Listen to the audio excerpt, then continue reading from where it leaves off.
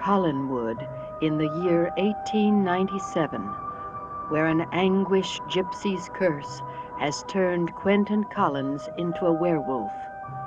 Tomorrow night, he knows, the moon will be full and he will become a murderous beast. Desperate to prevent that, he is prepared to make a pact with the devil himself. The time has come. Let's begin.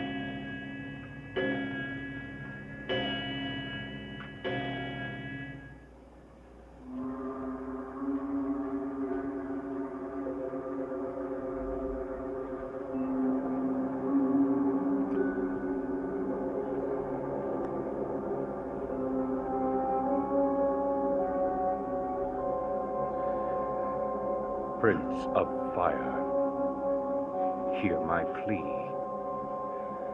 I call upon the flame to summon you. I call upon the raven and the bat, and all the dark creatures of nature, upon the charred and blackened clouds that reigned at your beginning.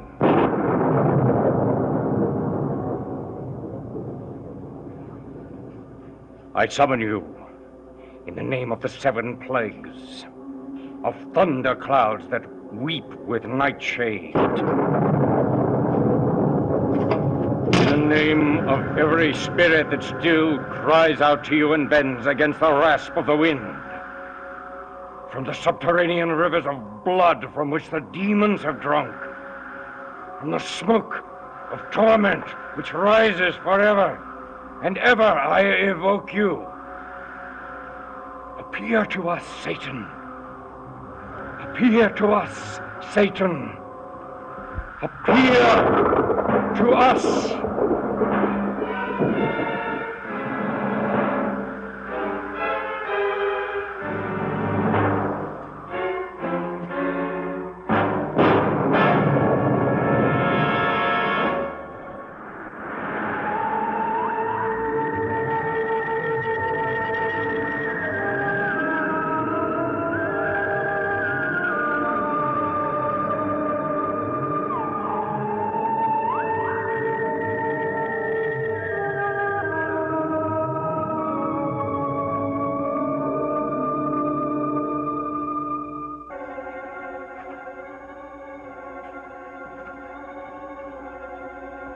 Is he ill? Perhaps the person you should summon is a doctor. He drank too much brandy. I suppose you think all of this is quite frivolous. Frivolous? What do you mean? Well, Quentin and I were playing kind of a game, a kind of an intellectual game. His mind doesn't seem very alert. I didn't expect him to drink before he came here. Did you want to see me for something? Edward Collins suggested I come to see you about the lease for the school. But you seem to have far more important things on your mind tonight. Oh, no. Just a way of passing the time. It's of no consequence. Yes, let's see the lease for the school. Mr. Hanley, there is no question. We have business to discuss.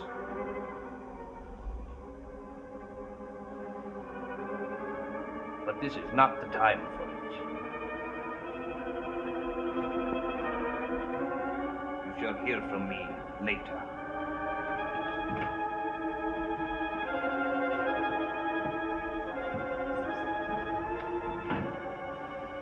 Where is he? He's gone.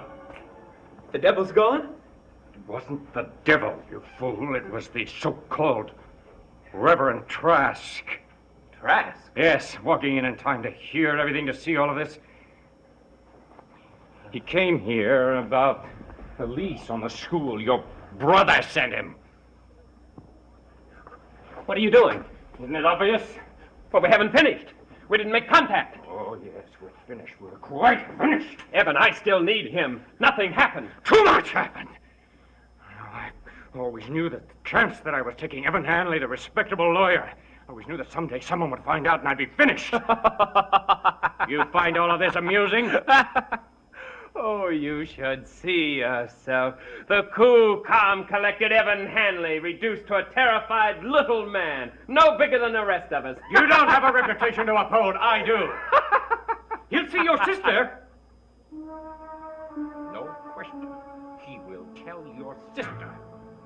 And you had to make it worse by being drunk. I had a reason to be drunk, a very big reason, and very little time. Now, Evan, you have got to try again. I said no! You leave me alone. I've got to have time to think. I've worked too hard becoming what I am to see it all destroyed. Evan, I still need your help. And I said no! All right. I hope you get everything that's coming to you. Quentin, I may be in trouble if Trask talks, but the first question people are going to ask is why we were doing what we were doing. You wouldn't tell. Well, wouldn't I? When Evan suffers, Quentin better watch out. Why, you? No good. Save your animal instincts for tomorrow night. I could kill you. I believe it. Get out of here. And you stay out.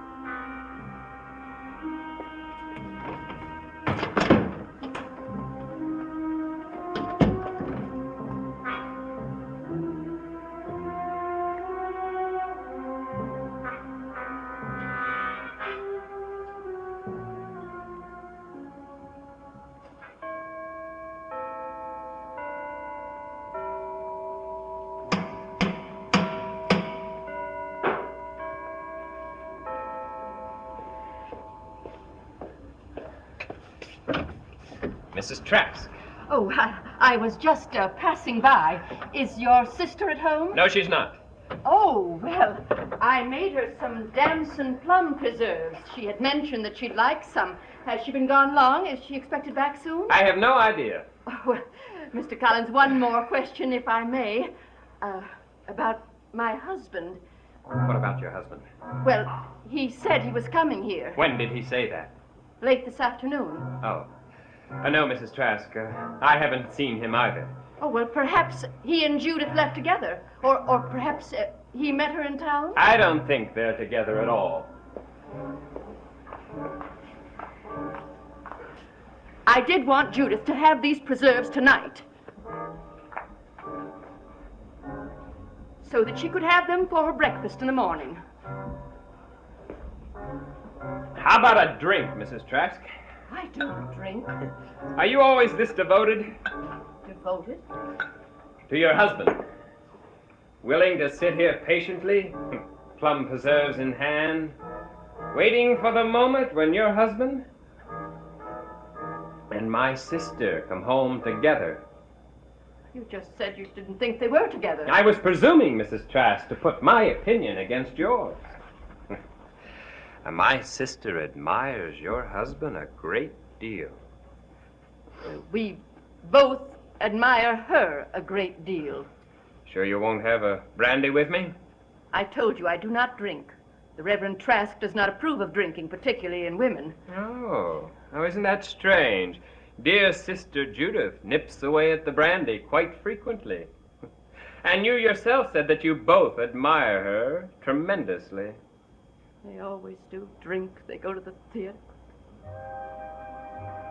Who are they, Mrs. Trask?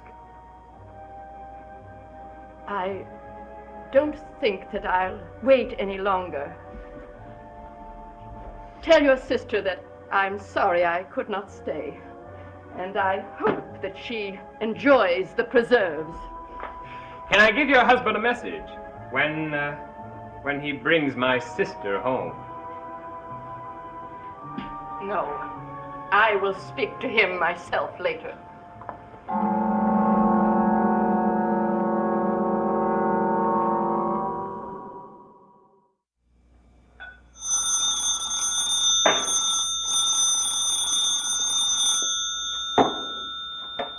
Hello. Quentin, We can't afford to be angry with each other. We're both in too much trouble with Trask. My sister came in a little while ago. I don't think he said anything. Not about me, anyway. Quentin, I don't think he's going to speak to her. Why not? Well, I'm not sure, but I know he is going to speak directly to me first. And I keep asking myself over and over again, what's his price? What's Trask's price going to be? Evan, I may have learned something here tonight that will lower the price. What is it? Our lofty Reverend Trask has feet of clay. Listen. I'm so humiliated. I waited and waited, and you never came. I never said I would meet you at Collinwood. You said you were going there. I changed my mind. You're lying. May I remind you, Minerva, lying is a sin. Then you're a sinner. In several ways, I imagine. Just what is that supposed to mean? That means that old lady in Providence, whom you admired so, and the other one in Boston, whose husband died, and left her so lonely and so very rich. Those ladies were merely instruments. They could have helped me with the school. You never cared anything about the school. How dare you say that? I dare because it's the truth. What you cared about was going with them to the theater and to fancy restaurants. Yes, and to planning with them trips around the world. Well, fortunately, they were not foolish enough to take you seriously. Because there was nothing to take seriously. You and your hysterical charges are a constant embarrassment to me, Minerva. And I warn you, I will see an end to them. You dare to call them hysterical charges, you dare! Where are you going? I have had enough of your irritating behavior. You're going to see Judith Collins. My dear, if I do see her, it will be on school business, no matter how it may seem to you. I want the school to become a monument to both of us, Minerva. To both of us. Something that will remain forever, even after you and I are dead and gone.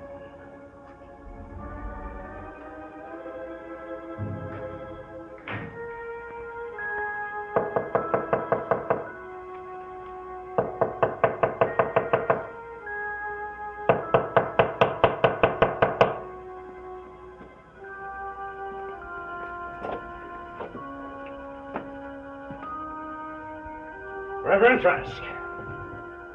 You seem much less surprised to see me now than you did earlier this evening. I see you put away your playthings. Oh, yes. Those. I believe you were calling the devil when I came in before. You called the devil, and you got me. That was our Lord's will, a blow against his enemy and mine. I told you what we were doing was conducting an intellectual experiment. Were you? I don't happen to believe you. You have no reason to doubt me. That's true, isn't it? Who would believe me if I told them what I saw here tonight? You misunderstood. That's what I'm saying. Who would believe me, a newcomer to Collinsport? Would Judith Collins, for instance? Suppose I mention the matter to her so we can find out. No, Why not? because... Because it would ruin your reputation. Reverend Trask. As I told you, I am a man who is interested in a great many things. I pursue ideas the way other men pursue women. The way other men pursue women. I heard what you said. I am not convinced. And like other men and their women, I grow tired of ideas and move on to new ones all the time. Are there none you remain faithful to? I am sure there are. None. Don't make matters any worse for yourself than they are, Mr. Hanley. A man does not become a Satanist casually. Yes, Mr. Hanley, a Satanist. You are one, aren't you? Deny it now, and I will destroy you completely. Go ahead, Mr. Hanley, deny it, so I can destroy you with a clear conscience. And if I don't deny it, then you are facing truth, and there is hope for you. then let us say that I am more familiar with it than most men. and more familiar with it than you want any man to know. Yes. But I am not just any man, Mr. Hanley. I am merciful. I might even be willing to spare you. In other words, Reverend Trask, you want something from me. Yes, I want something from you. Well, all right. Tell me what my reputation is worth. How may I serve you, Reverend Trask? I hope you are very good at those black arts of yours, Mr. Hanley. Very good indeed.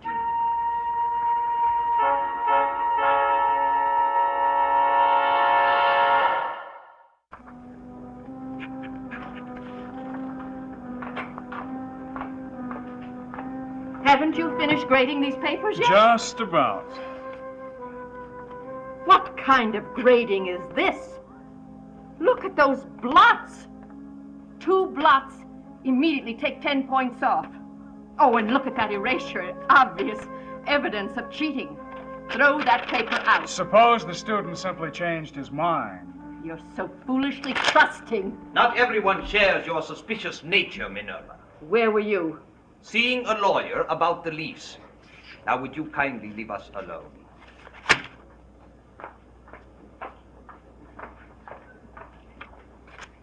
Grading papers. Now that takes me back to the days when I was a young teacher. Seems so long ago. My first class. I stood there reciting Amo, Amas, Amat. Translate that, Mr. Shaw. I love, you love, he loves. Very good. You're not happy here, are you? You have taught me to endure it. I asked you a question, answer it. No, I am not happy here. Timothy, I think perhaps you and Charity should go away. Start a life of your own. Would you let me leave? Would I have mentioned it if I wouldn't? There's a reason for my bringing it up at this time. The gentleman I have just seen, Evan Hanley. I told him you were very clever. Why did you do that? Because he asked me if I knew someone who could help him proofread an old Latin manuscript. I told him you could. He could help you get a job somewhere. Then you'd really let me leave? Yes, I would. You know, it would mean you're losing Charity as well. That would be painful, but I would still have Mrs. Trask.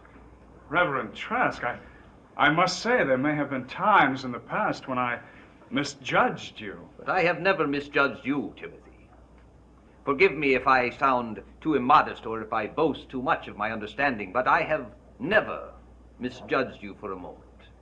I have always known exactly what you are. Now, you'd better hurry. Mr. Hanley is expecting you.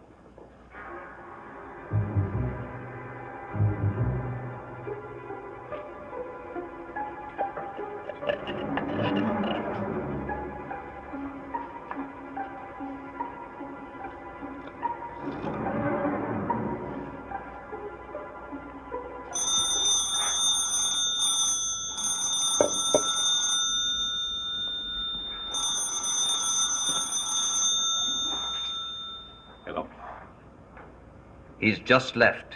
Is everything ready? It will be by the time he gets here. The liquid is ready. I have only to paint the edges of the pages before he comes. You're sure it will work? It will work. I will ask him to do a précis of the book. By the time he's finished, our purpose will be accomplished. Good. He really has airs about his Latin. I am happy he will have a chance to use it in such a useful way.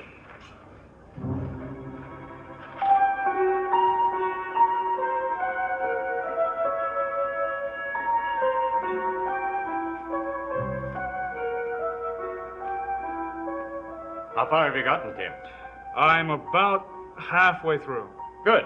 Are you having any trouble with the Latin? No, none at all. The only trouble I'm having seems to be with these pages. They're so thin they stick together.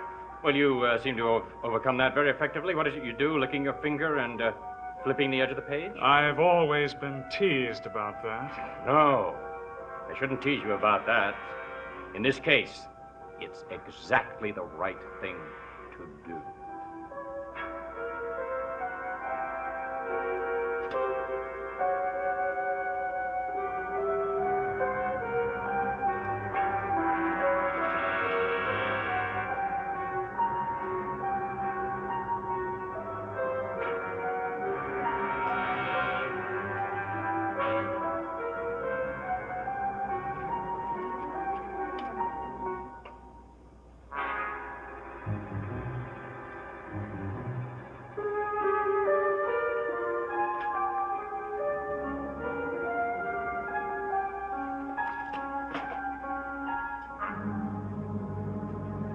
Tim?